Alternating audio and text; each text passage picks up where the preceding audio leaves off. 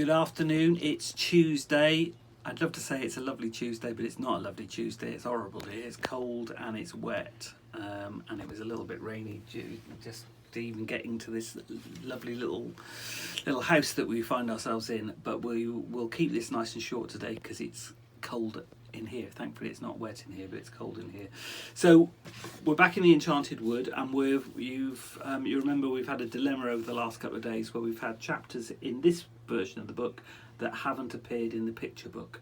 So I will carry. This is the last day of that particular issue. So we've got the last of those chapters. So I'll read from this book. What Molly's going to do is going to look through recipes from the Enid Blyton Jolly Good Food cookbook, which has got the various recipes of the various things that get talked about in this book. So we've got Google buns, Silky's pop cakes, Moonface for toffee, all of that sort of stuff. So Molly will track that to give you something to look at while I read this chapter, which is chapter 25, called In Santa Claus's Castle. And I've got another. Oh yes, and you've written a story, haven't you? So yeah. An extra special little treat at the end. We've got Molly reading a story that she wrote this morning. Okay, over to you then, Squirtle. In Santa Claus's Castle. Joe got to the car first. "Quick," he cried, "I can hear Bum Bum coming. He must have got free." So he had. He appeared at the door of his peculiar house, and they saw that he'd freed himself by cutting his beard short. He did look strange. The toy rabbit revved up his car, and it shot off, almost before Saucepan was safely in. A kettle flew clanging down the road, and Saucepan groaned. "Oh, thank goodness that kettle's gone," said Joe. "It can't stick into me again. Oh dear, I feel I want to turn head over heels." "Well, you can't," said Moonface firmly, "unless you want to be caught by the Bum Bum fellow. Here, Saucepan, hang on to Joe and stop him turning head over heels in the car." It was difficult to stop him, but they managed it. After they'd gone a good way, the rabbit stopped the car for a talk, and Joe took the chance of turning about a dozen somersaults. "You know, I think you really should go to the land of Santa Claus," said the rabbit. "I do really. Not to give him Silky, of course, that would never do, but to tell him you aren't toys, and to ask him if he can stop you being what you're not." "That's a bit muddling," said Moonface, trying to work it out. "Yes, it seems a good idea. After all, he deals in toys, doesn't he? He must know them very well. He'll be able to tell we're not real toys and might help us." "We know he's kind," said Silky. "He's so fond of children. Let's go to him. How can we get there, though? This land may stay at the top of the faraway tree for some time, and the land of Santa Claus may not be the next one to arrive." That's true enough," said the rabbit. "Actually, the next land on the timetable is the land of squalls, which doesn't sound too good, but I'll tell you what I can do for you." "What?" asked Joe. "I can drive you to the next station and put you on a train for the land of Santa Claus," said the toy rabbit. "I happen to notice that some trains there do go to this land. What about it, friends?" "A very good idea," said everyone, and off they went. They came to a funny little station after a while, and they all got out. "I wish you could stay in my land forever, Silky doll," said the rabbit to Silky. "You really are the prettiest thing I ever saw. But there, you'd be unhappy, and I couldn't bear that."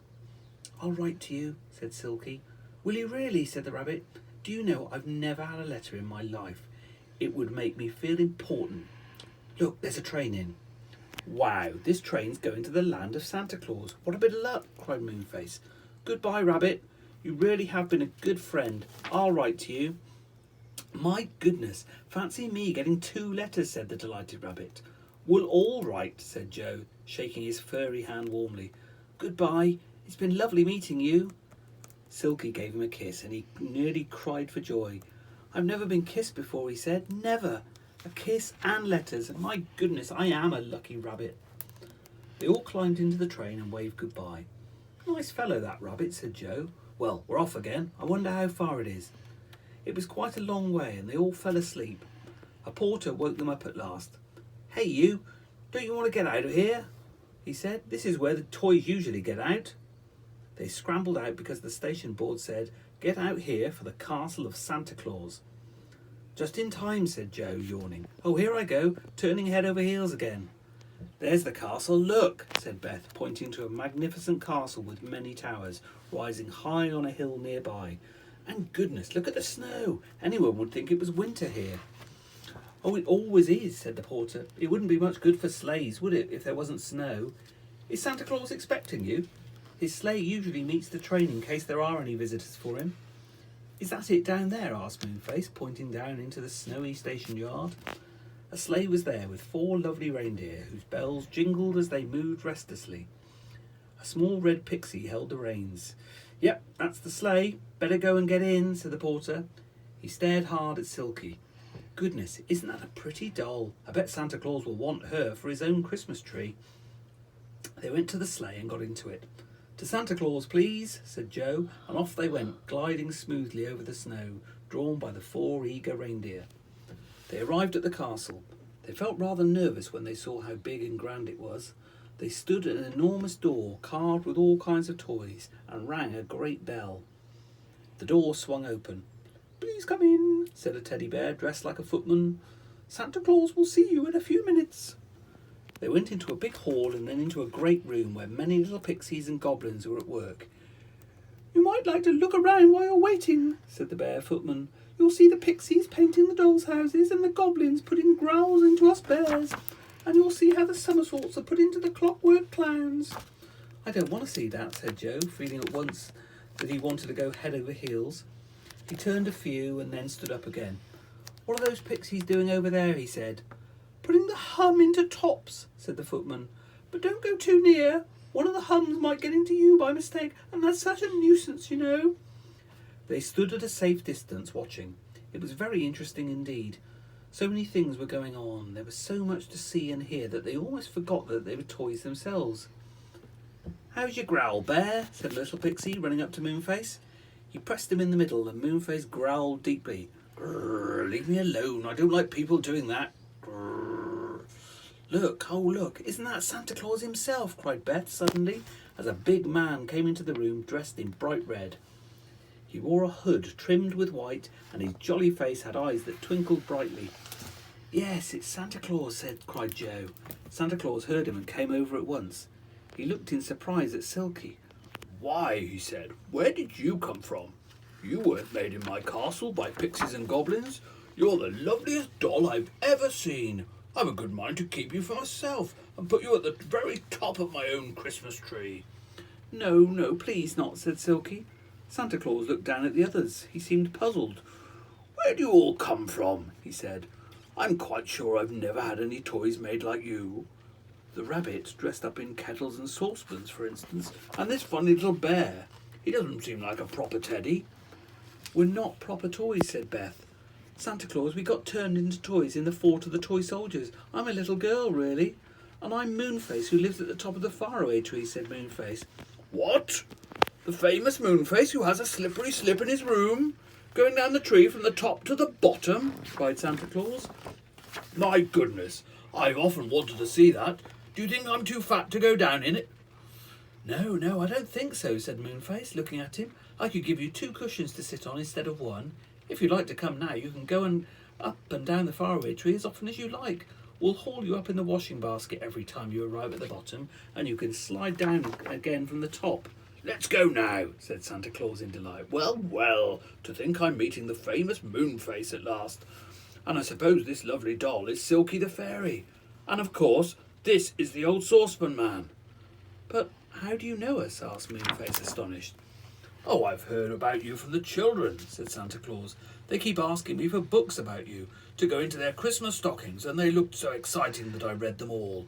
I did so want to meet you.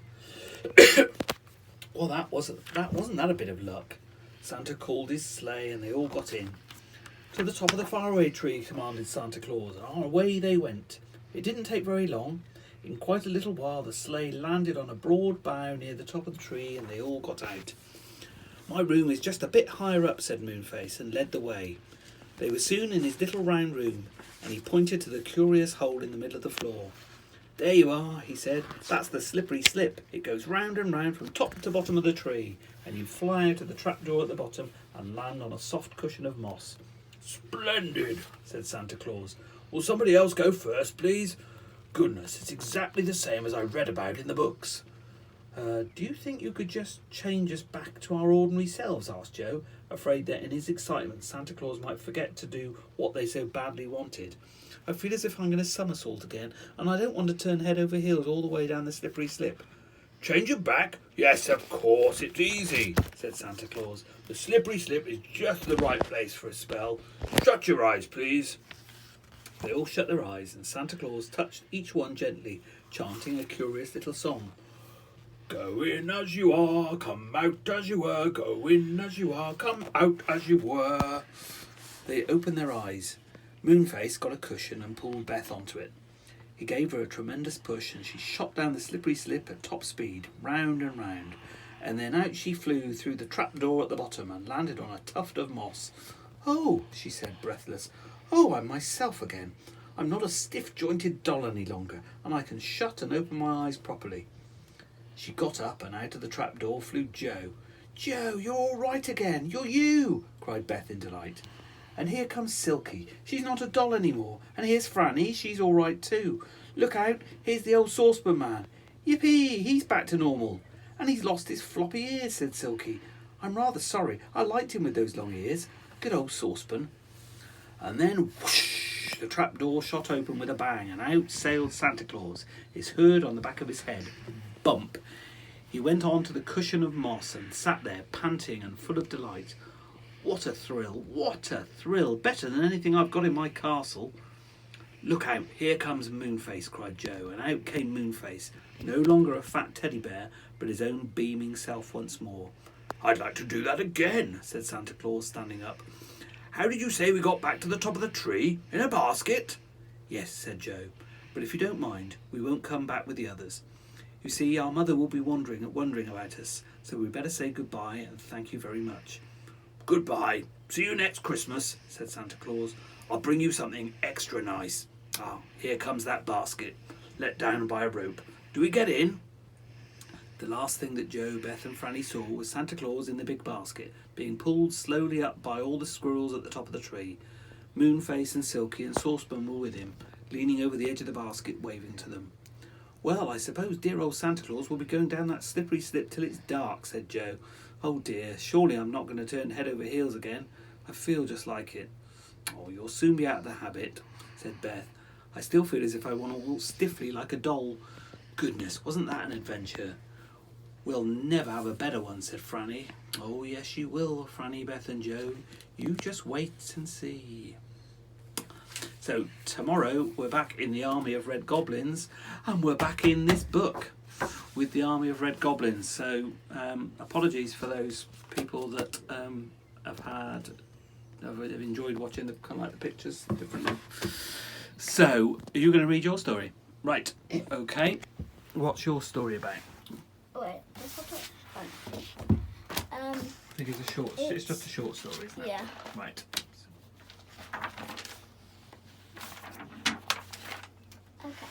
Okay. Once there was a little girl called Izzy, and Izzy loved playing escape rooms, but she didn't have a key to play it. That night, when Izzy was sleeping, in her dream she found a key, and when she woke up, there was a key next to her. The king ordered Izzy to open a treasure chest. She didn't because she thought he was being greedy. And then she went home happy. The end. The end. Nice one. I was supposed to do it really short because I would have done like the whole story but longer. But you had to do it like smaller bits. Oh right. Oh okay. Cool. Well, that was a nice one. Nice one. That's a story about Izzy. Have you given it a name? That story? No. No. I don't think you're actually supposed to. No. Okay. Right. In which case, it's a goodbye from me. We will see you tomorrow for chapter 26, The Army of Red Goblins. But it's TTFN from me and a TTFN from Squirtle. Say bye-bye. Bye. Bye.